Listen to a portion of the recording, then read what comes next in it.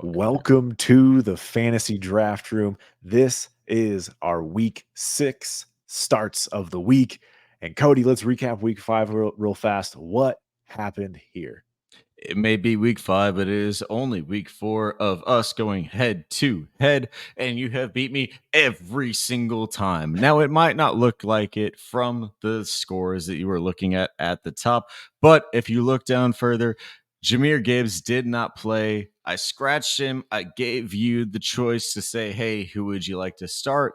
You put in AJ Dillon. I didn't have time to make a graphic up for it, but if you put in basically anybody, I was only 3 points ahead of you. If you put in anybody who was a legitimate starter, you would have beat me. I gave you the win. Congrats to you. You're 4-0. You're better at the starts. I'm better at the sits so far. So I mean, honestly, if people just fade us on each one of these shows, they're probably doing pretty Truthfully, good in their leagues right now. truthfully, I mean, you got to give yourself some additional options there. But yeah, hey, you've got your thing going. I'm obviously doing my thing over here. We both had some really good hits on this week, regardless of how you look at it. You did, hit Jordan Addison with a high teen game. Zay Flowers hitting double digits. P Ryan with double digits. Stafford didn't get, the high end numbers we had hoped, but you had some hits as well. Really, what did me. I was buoyed by Sam Howell and Jacoby Myers. Those two buoyed me. The rest of them kind of were clunkers. Gus Edwards did not fall into the end zone like I hoped. Romeo Dobbs did absolutely nothing. After like the first 4 weeks looked pretty good. So yeah, you know what? We both had some hits, both had some misses. Appreciate you giving me that week 4 victory. Gotcha, bud. Yeah, I had I'll be AJ coming Dillon and back. I'll be coming back over the yeah, second half. We're gonna get it. We're gonna get this win.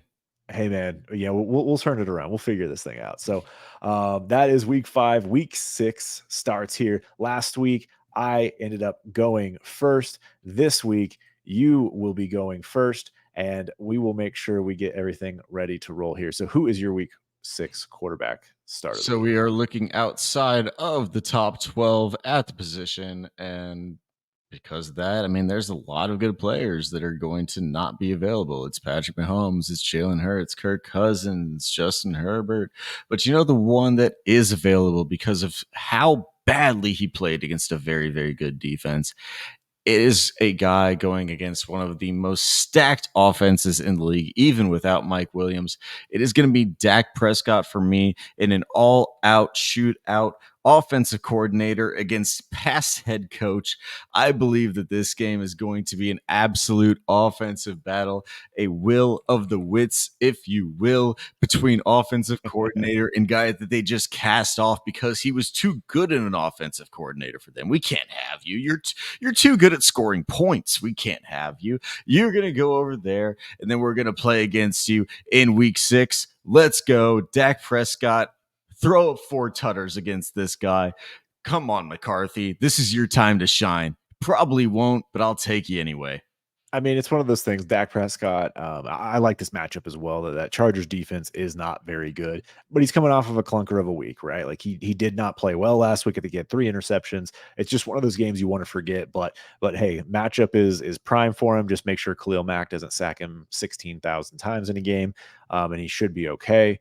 But yeah, so that was my number one start of the week outside the top 12. Again, outside the top 12, outside of the top 24 for wide receiver and running back. So again, we're trying to Which predict. side of the game? Which side of the game are you going with? Because I know which game you're going with. Which side of the game are you going with? I'm not going with the side of the game. Like the Baker Bowl with against Goff, like that's going to be a very good, interesting game. But I think both of those defenses are a little bit better than they get credit for.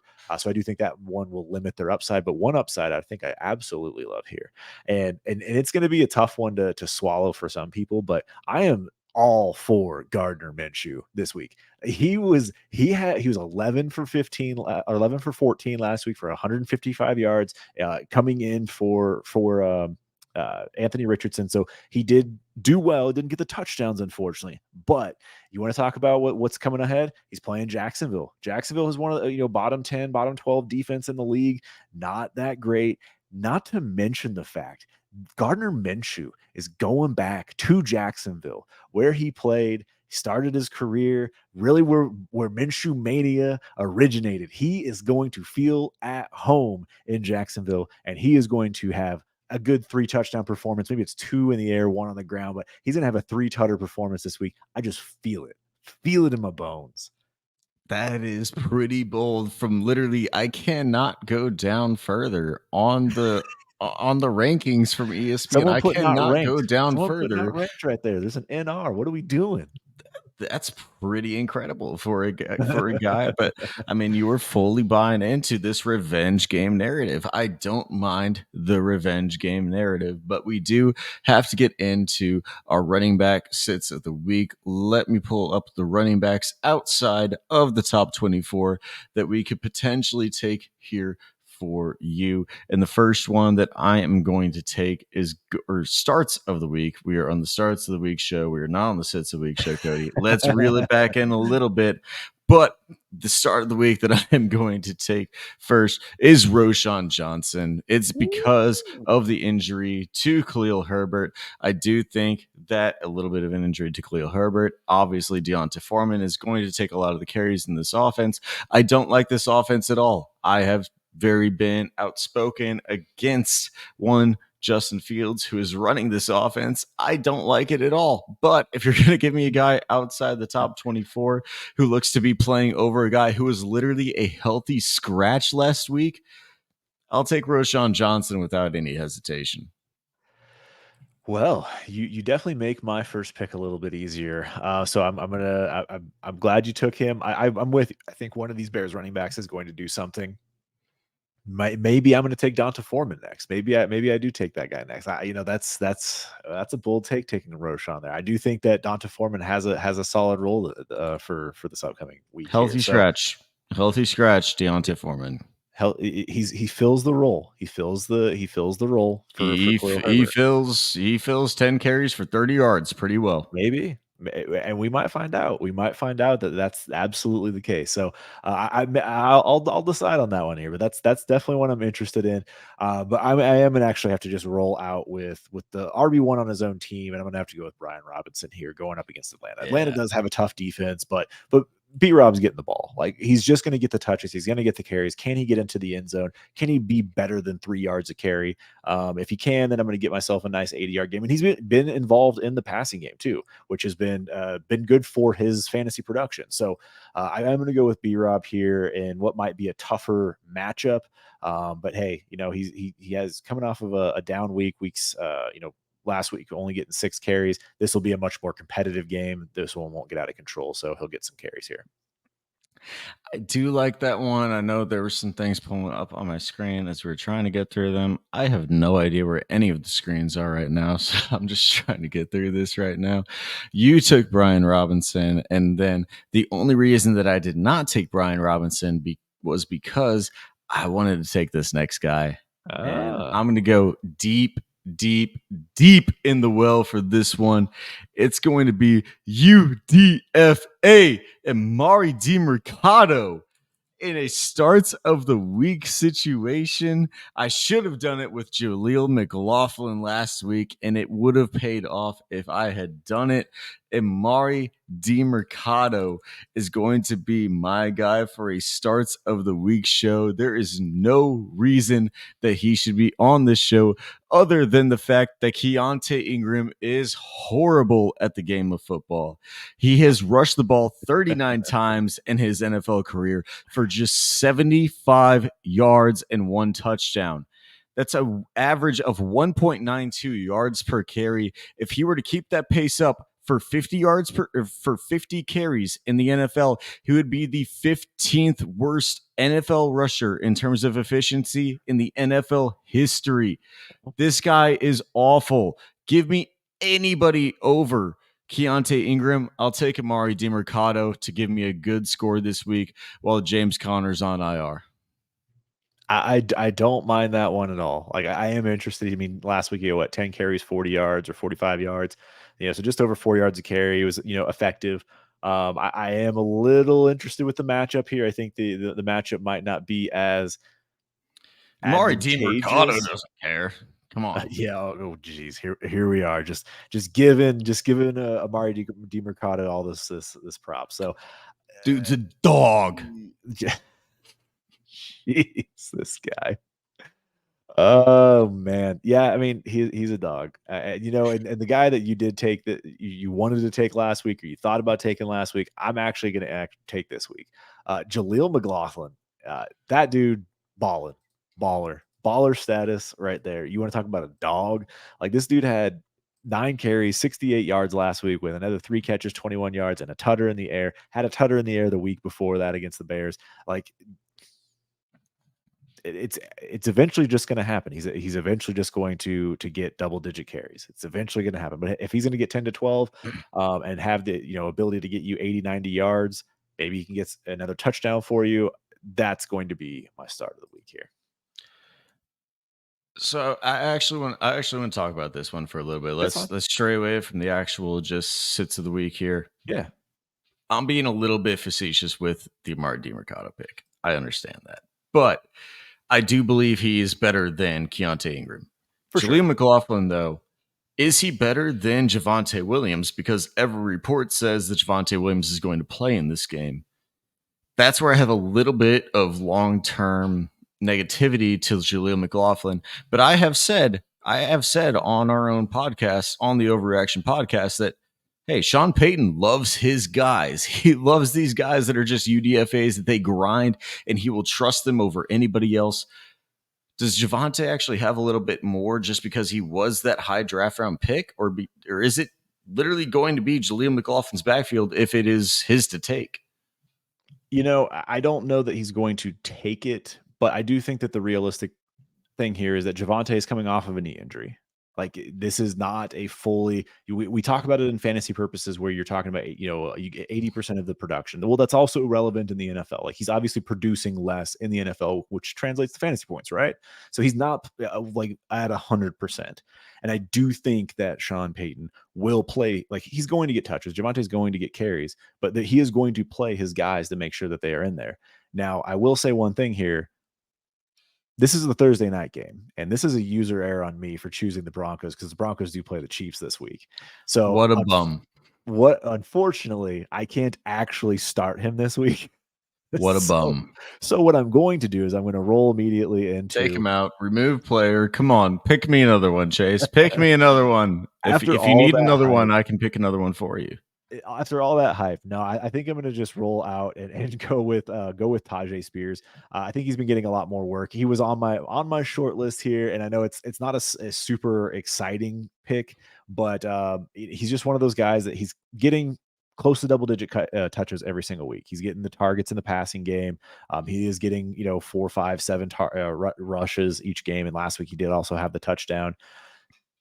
I do think that he's going to continue to maintain a role. I love Derrick Henry. I still think Derrick Henry is going to be very good, but I think Tajay Spears can get you double digit points this week. I'm going to roll right in from there because we spent way too much So time on it's running back. I'm going to go to wide receiver, and there's one guy who should not be outside the top 24, but he is the number 25 overall, and that is Jordan Addison. I mean, I can't not play the game on this one, right? You all believe me? Like, come on, I can't not play the game. You're going to give me Jordan Addison, who's lost his number one wide receiver in his offense, who is now the wide receiver one in his offense with Kirk Cousins here. I can't not pass up Jordan Addison outside the top 24 start of the week. Well, since you took Jordan Addison, I'm actually just going to go ahead and take his teammate KJ Osborne because I do think that Go for it. Osborne is going to have himself a game. Now, and playing the game as you just talked about here, there is the concern that Jordan Addison is injured, and so that is one thing that I'm going to play on and just think that maybe even if he's out there, he's maybe not going to be 100%. I'm gonna say that KJ Osborne's actually going to be the beneficiary of this. Maybe Addison is going to be more of a decoy. Bada boom, bada bing. Give me that Minnesota offense, baby. That's bold take, Cotton. Let's see if it pays off for you. But as long as Addison plays, I don't have any concerns that Addison is going to outproduce KJ Osborne in this game. Like it literally doesn't concern me at all. Him moving into the number one overall slot does not concern me at all. And now we are leaving me with my second wide receiver pick. And man, there are three juicy picks here, and I So just many do good not names. know which one I want to take because you picked the same game as me. I have three of them. Oh, okay. I'm gonna go with the upside in my opinion. I'm gonna go with DK Metcalf outside of the top 24 for some reason. I'm gonna go with DK Metcalf, wide receiver 28, to be my start of the week. That's an interesting one. I did not have that on my list. I mean, I do like DK, like the way that he's featured in this offense. A very good Cincinnati has been suspect on D this year, so it hasn't been wonderful. So I don't mind that one at all. The one that I'm just going to take because it feels like it's low hanging fruit, and it's just going to be Devonta Smith. I know he had a rough week last week. I get it. I'm here for that too. But you want to know something? Sauce Gardner is going to be out there, and I don't know that Sauce is going to be covering Devonta Smith the majority of the game.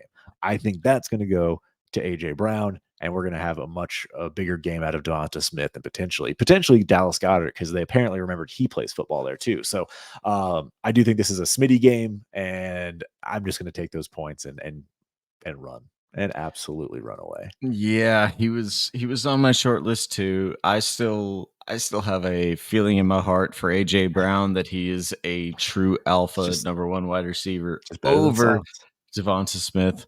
I think that Devonta Smith is a damn good wide receiver, man. But like week in and week out, it is hard for me to trust him, even though he is probably a top 15 wide receiver in Dynasty.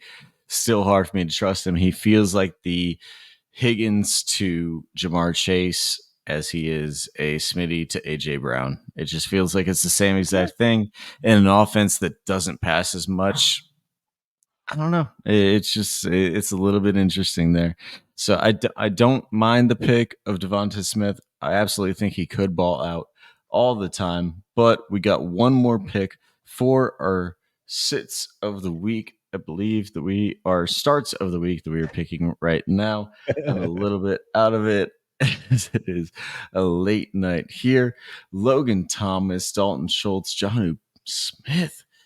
Johnny Smith and Kyle Pitts within the top 12 and 15, all at the same position. I Could know. we take them? But I'm not going to take them. I'm going to take the position that has been given up points all the time over the last 5 years, I think it probably is, to the Crazy. tight end position. I And didn't know where you're it going. is Tyler Higbee against the Arizona Cardinals. Come on. Ah, You can't give me this. You can't give crazy. me this any easier than Tyler Higbee against the Arizona Cardinals. I mean, come on. This defense has been pitiful for 5 years in a row against this position. Come on. Like, this is easy. I don't know anything else that you could tell me. Yeah, you're right. That's it. Like you're right. They are. So I do think that Tyler Higbee's going to get his targets in this game. Arizona's been playing very good on defense. They've been playing good as a team or better than expected. And I do think that they'll figure out a way to shut down some parts of this game. But I do think Tyler Higbee's just going to be the left open man, and I like that pick a lot. That was going to be my guy. So love that you did that. It does, allow me to pivot into one Jonnu Smith, and I am going to take it just because of the matchup as well against Washington. So I'm going to go with Jonnu Smith. I do think this is going to be more of his game, and they just continue to use him, and I think that's the huge thing is they just keep on using him in the offense. So I know he's dealing with a little bit of an ankle injury. I don't think it's going to limit him. So if he does actually get considered out, I will just choose a pivot here, just so you have it and we have it on recording, so that there's no AJ Dillon mishap this time. So just in case he does not go, I am actually going to just go with one Tyler Conklin. I do think that he's going to get enough targets in this offense. Philly's defense hasn't been wonderful, and I think he's going to get enough usage where I can get, 6 catches for 50 yards at least and give me some double digit points out of that tight end spot. Yeah, I mean the tight end spot is just how many. It's literally how many targets can you get? Can you get And can over you fall in the 5? end zone? And you're probably a top 12 tight end. I mean, I'm talking about my cousin Johnu Smith. He and me are pretty close, and so he really does think that he is above Johnu in this offense. And Arthur Smith loves him. I've heard firsthand that Arthur Smith loves Johnu Smith more than he does Is Kyle Arthur Pitts. Smith your uncle as well, like your distant? third ankle or He's something? second time removed, but yes, Okay, I yeah, yeah. do have a little bit of inside information there. So, yeah, I mean, I have information that Johnny Smith will be a top 12 wide receiver, tight end, quote unquote, for the rest of the season. And so, yes, I actually do really believe in this pick that you made. I think that he will outproduce Kyle Pitts this week. We are off the rails. But yes, no, we absolutely agree. Like, I do think Jonnu Smith's going to just continue to be involved in this offense, and, yeah, as long as the focus is going on Drake London and Kyle Pitts, Jonnu Smith's, again, just gonna be the odd man out, find his way to get open and do his thing. So, absolutely love, what we have here. I mean, this looks freaking gross, right? Like, when you really It's look at some of these names, awful. this is These one of are the worst. awful fantasy football teams. These are atrocious. Yeah. So these are going to be our starts of the week here. Make sure you let us know down below what your thoughts are. Again, these are outside the top 20 or outside the top 12 at quarterback and tight end, outside the top 24 at running back and wide receiver. So these are the ones that you want to be, picking if you have bye week issues, injury issues, things like that. Make sure you do comment. Let us know down below what your thoughts are. Like this video. Follow us on X, as you can see our stuff down below here. And then again, subscribe to the channel. It helps us out a ton. Yeah, let's get us to 1,000. Get us to 1,000. Come on, let's do this thing. So, And uh, destinationdevy.com. Come on, man. yes, Waiver wire articles. I have been telling you in week 4, I told you DeMercado. He's now yep. a top ad in week 6. I told you in week 5, Trenton Irwin. He's now a top ad in week 6. I have been telling these guys a week in advance. Brandon freaking Johnson in week 3, and he goes off for 2 touchdowns in week 4. I don't know if those week numbers are right, but god damn it, I told you that Brandon Johnson was a pickup the week before. He went for 2 touchdowns. I mean, come on. He These has been numbers good. are not sustainable by anybody. They're not sustainable by me. But if you want to keep riding my high, I suggest you follow in. Yeah, make sure you do check out destinationdevy.com, where you can tap into Cody's articles every single week, dropping the waiver wire. And then make sure you do check out Destination Devy Radio. Like, we are the Overreaction Podcast as well. So as you can see up in one of these corners here, the Overreaction Pod, make sure you check us out. We drop every single Tuesday, getting you the latest and greatest stuff going on right after the week ends. We record Monday night after Monday Night Football. So it is the hottest of hot takes, the freshest of the fresh news of what's going on. Got to check it out. And again, subscribe to the channel. And thank you so much for joining us here in the Fantasy Draft Room.